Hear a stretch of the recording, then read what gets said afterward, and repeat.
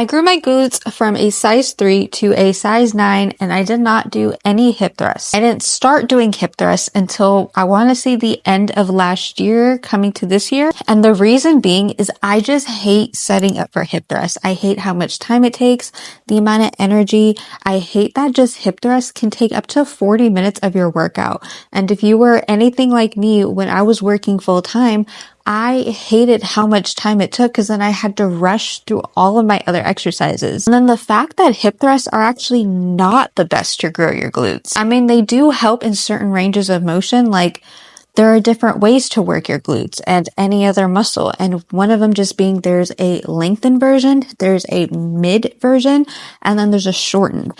When you work your muscles in the shortened, it does have its place, but it is not the main exercise to actually be focusing on. So going through all of the things that I did, we're just starting with the first one, and it is nutrition. And I'm not saying that you gotta go into a bulk right away. I'm just saying just start eating at maintenance. One of the most common things I see, especially when I take in clients, look through nutrition. If they haven't been tracking, no big deal, but I just look at an overall estimate of their calorie intake, and I find that they're barely eating 1,500 to 1,600. And for most women, that's either maintenance or their deficit. And I see that a lot of women spend way too much time eating this little that it gives you no energy to actually go to the gym, go to actually do your full-time job, to do any other activities after because you feel so burnt out by 3 p.m. So the first one just being eat at least in your maintenance. If you're worried that you're going to gain weight in maintenance, just kind of think, is it maybe possible that this is actually your true weight, actually makes you feel good and healthy?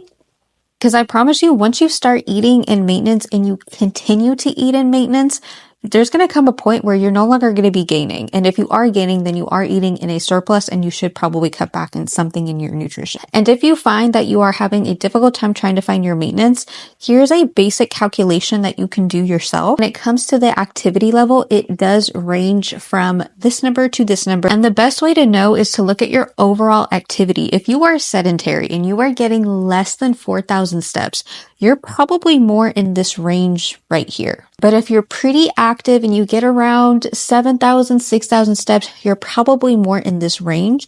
And if you are straight up active, you get 10,000 steps or even more, I would put you under this range. A lot of the times women are kind of more in the middle range, so this is where you can start. And then for the next 2 weeks, you're going to weigh yourself every single morning before you eat, after you use the bathroom, and you're going to take the average of your whole weight of the week, and you're going to compare those 2 weeks and see with that average, what did it look like? Did your weight stay the same? If it did, great, you're in maintenance. If it went up, you're probably eating in a slight surplus. And if your weight ended up going down, you were still not eating enough. That's kind of a quick way you could do it. Is there a better way? Probably, but this is just something that I would do. I wish I would have done when I had started. So now let's go into the exercises that I did. One of the best things I did for myself was that I had hired a coach around 1 year into my fitness journey. This is probably around 2021, right after gyms opened up. I was able to go back and be consistent. I have my partner to thank for even getting me into the gym. But there was just so many times where it was like, I don't feel strong enough. I feel like I have no idea what I'm doing when I'm training. I would go in doing different exercises. I would just follow whatever my partner did. And while it helped me get familiar in the gym, I still felt like nothing was changing, nothing was happening. And then that's when I had stumbled across my first coach. He was actually a power lifter at the time. And I was just in awe that we were in the same age. She was probably just 10 pounds more than me at the time. And she was deadlifting and squatting like 3 times the body weight. And it baffled me. So it inspired me. I hired her. And I remember my first training phase that she had assigned for me, it had hip thrusts in it.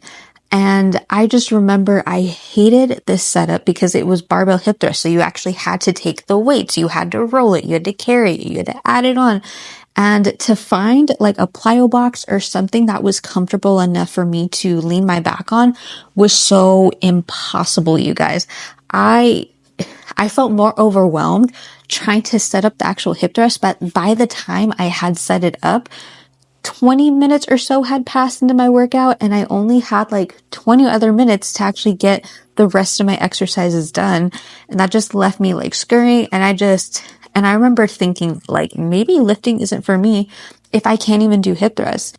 So And also at the time, I had trouble speaking up about things that I needed.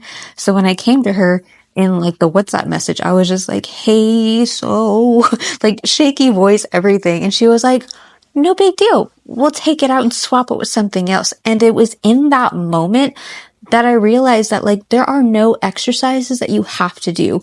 There are so many other alternative exercises you can do if you don't enjoy one set of exercises. And I think what she ended up swapping out was glute hyperextensions. So for that year or so that I was working with her, all I did were squats, okay, but like different variation of squats. We did like Zercher squats, front squats, but that was to perfect my actual squat form because I wanted to learn how to squat, but that's different. But it was squat variations, glute hyperextensions, lots of Bulgarian split squats, and RDLs, Romanian deadlift. And the one thing that all of these exercises have in common is that you are working the glutes in a lengthened position.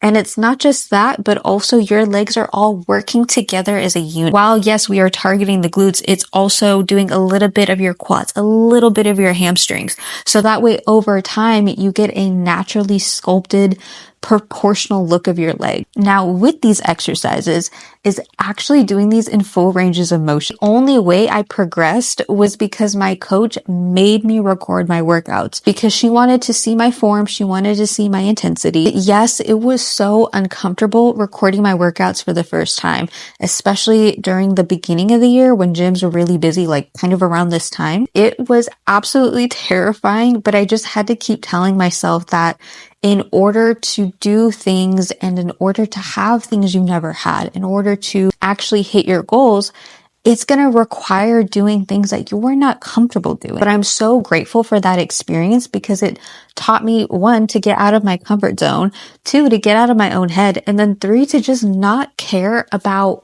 what you do in the gym. Because the reality is like, yeah, some people noticed that I was recording, but not one person was ever rude about it. And of course, I tried to be considerate. If anybody was in the focus of my camera, I would just ask them and be like, hey, I am recording for my coach. It's not going to go on my socials, but are you okay being in the camera? And I've never had anybody say no. Now there was like one person, but it was because I said that I'm going to put it on my socials. They were just like, oh no, I don't want to be in it. But then it was really nice of him because then he moved out of the way. But at the end of the day, like you just have to ask and communicate. Yes, I know that is scary. Confronting people and asking strangers is scary and uncomfortable, but the only way to know you are performing the exercises right is you have to record yourself. Are you actually hitting a full range of motion? Something I see so commonly with my clients when they send in videos of their form is that they are doing like half the range of motion that they're supposed to be. A lot of people will claim that they're just quad dominant. But then when I see videos of them performing the exercises, like let's say for a Bulgarian split squat, they stop right at the half mark. They don't go fully down. And in order to really target your glutes, you got to be at that fully bottom position because your glutes is what's going to help you push back up. It's even the same thing for squats. I did squats for 2 years straight, and it was because all of my coaches kept telling me deeper range of motion. You need a deeper squat. You need to go a little bit further, a little bit more. So then that kind of taught me it's like a muscle mind thing for me now where like I know how far I need to go down. But same thing with like a squat. Your glutes are worked the hardest at that bottommost position. I'm not saying like, especially if you're hypermobile, maybe doing that full range might not be as much as safe for you. But you'll start to get the idea. You'll start to feel it when you start lifting heavier. So I highly, highly encourage that you record your lifts, look back at it. You don't have to worry about angle or lighting. Just look at how you're performing the exercise. And when you are performing these exercises, another common mistake that I'll see, clients will tell me that once it started to burn, that's when they stop. And I'm like, no, you gotta do like 3 or 4 more reps after the burn. In order for your muscle to grow, it needs to be stretched to its capacity. Basically torn apart has to be done when you are lifting, when you're pushing past that comfort, that feeling of your muscles starting to burn. And that's why we have an RPE scale or an RIR, reps in reserve. Because the idea is that you wanna keep just some reps left over, but you're not going to absolute failure, because when you do absolute failure, it's actually actually really taxing for your body, and you need more days to actually recover. So a good place to be is like 2 or 3 reps in reserve. So typically how that would look is your first, 4 or 5 reps might be like easy breeze, like you're doing it. And then like 7, 8, you're like, oh, this is starting to burn. So then you go past the burn. You do 9, you do 10, and 10, the legs better be shaking. 11, 12, you're basically fighting for your life to get that last rep. But still you have enough energy to re-rack it, or to still have energy to put it down, like the weight's down, like it's not complete failure. And this is honestly a skill that takes a lot of time to practice. I wish I could show you the conversation I had with my first coach whenever I would send her these videos, and she would be like, you're not lifting heavy enough. You could increase the weight on that. And I would start to get defensive because it felt like everything I was doing just wasn't good enough. And then there was like one set that I remember just feeling good. I think I had a really good night's sleep. I ate well the night before. I was just feeling good. Maybe it was like ovulation week. I don't know.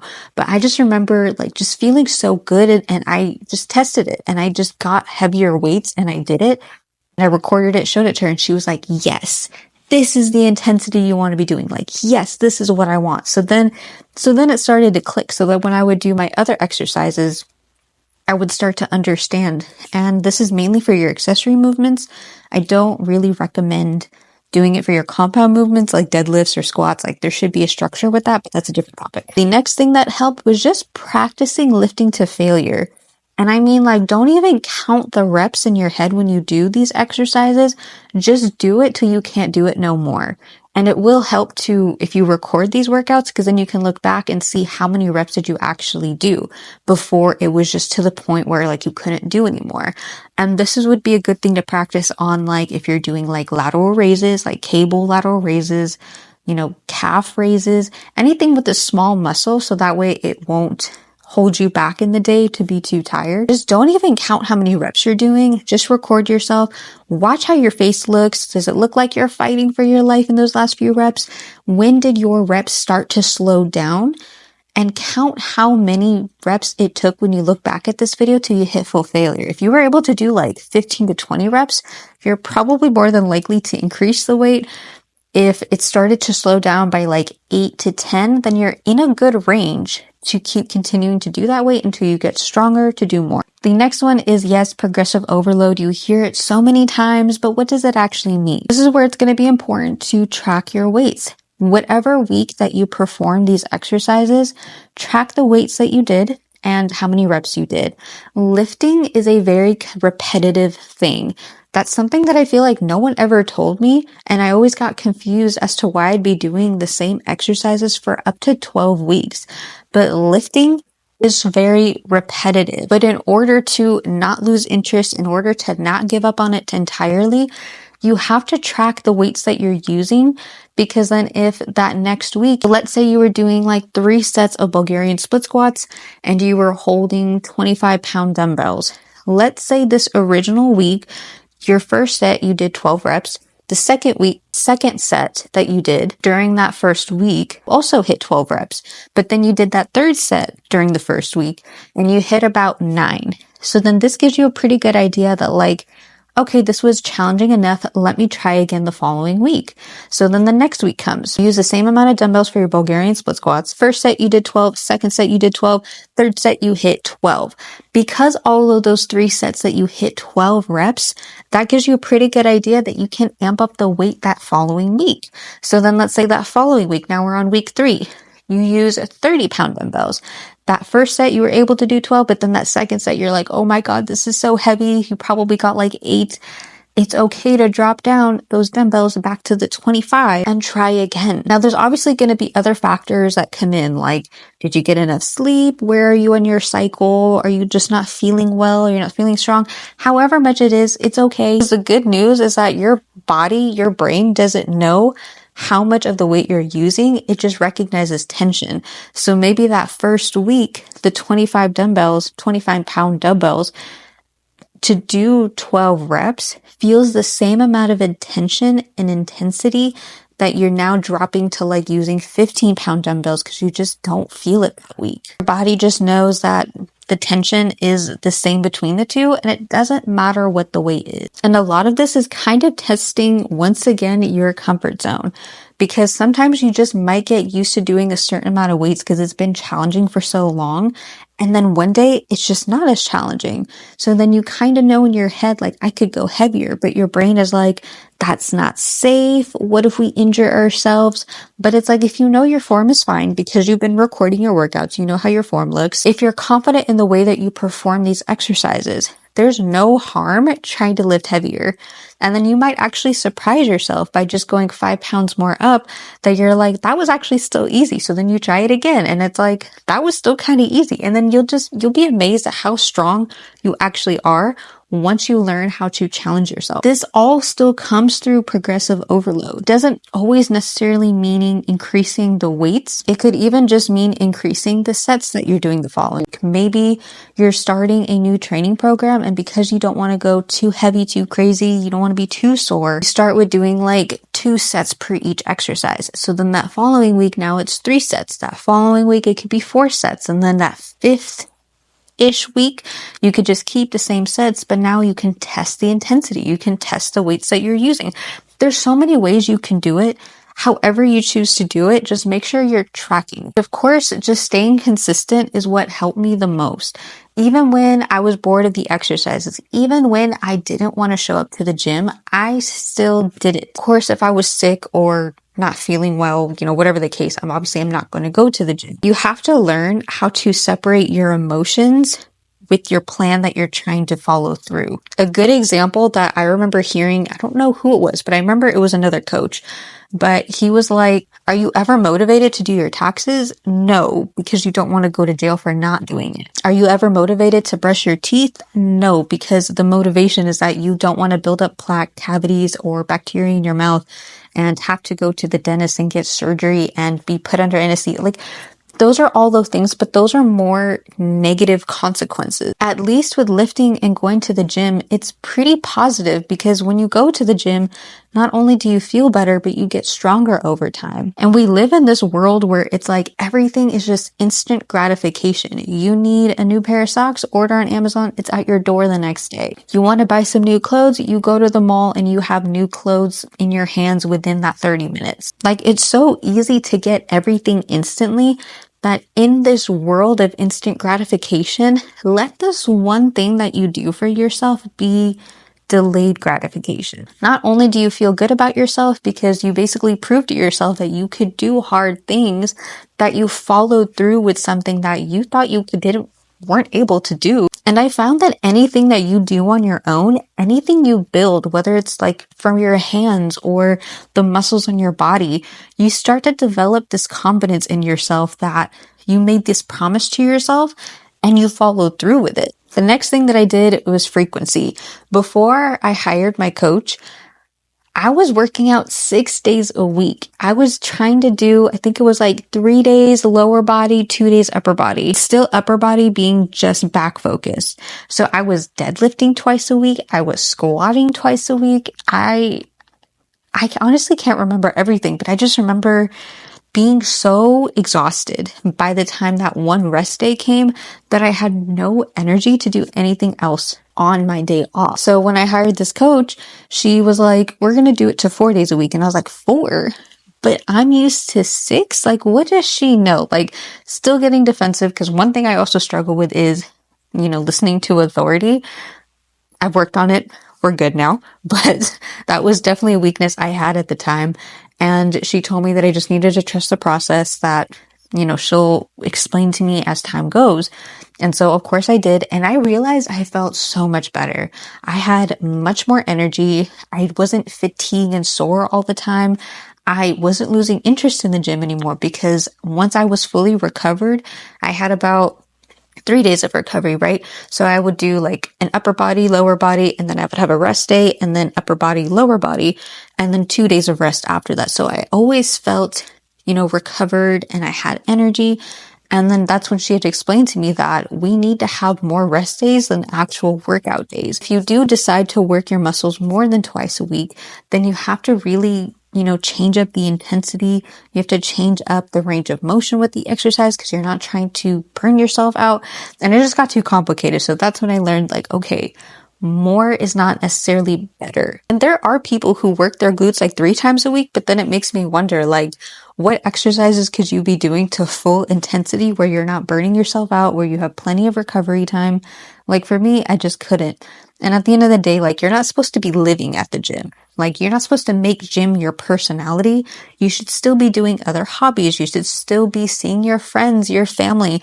Like, the gym should just be a little portion of your life, but it should not be that you need to be there 24/7. And as I mentioned before, that when you're working your muscles past that comfort level, you are stretching out your muscle fiber so much that it needs time to recover.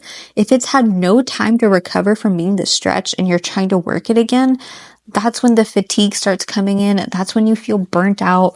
So letting yourself have those recovery days lets those muscles kind of like repair itself, and then you can work them out again that next day or even 2 days. Now that I'm a little bit more advanced in my lifting journey, I've hired a new coach now, by the way. One of the things that he has me doing is hip thrusts, mainly because when you do squats to full range of motion, because you're using your glutes in the lengthened position, you still want that support. So now we're working them in the shortened so that way it can work all together as a unit. So then over time, I can lift heavier. Something that I enjoy though, not one bit, but I have found that even if you don't enjoy an exercise, there are still kind of ways you could modify and get around it. So for example, I hate doing barbell hip thrusts. I hate finding the plyo box. I hate setting it up and putting the weights on, all that stuff. I already said it. But at least on a Smith machine, it's already kind of done for you. And you can use a bench with higher depth to it because then you can just adjust it on the Smith machine. But then the only thing is that the range of motion is kind of locked in. So you got to figure out your footing, how far your back has to be. And like once you figure it out, then it's great, good to go. But I can imagine someone doing it for the first time. It's not going to go as easy. All these exercises have a time, they have a place, and it starts to get addicting once you start seeing results, which brings me to my last point of things that I did. Take progress photos. Make sure you're wearing the same outfits, ideally. If you choose to do it in your underwear, that's fine.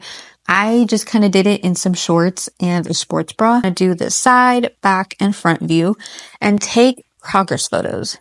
It doesn't have to be every single day. Please don't do it every day because that gets exhausting and you will burn out.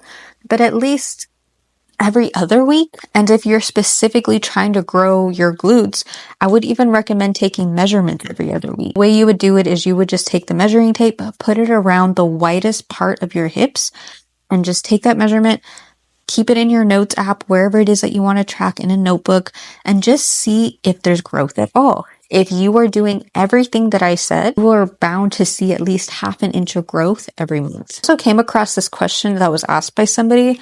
She said, how do I grow my glutes without my legs? And in my head, it's like the only picture I could see that happening is if you just got a BBL, because that's the whole point of a BBL is you are increasing your glutes without the legs.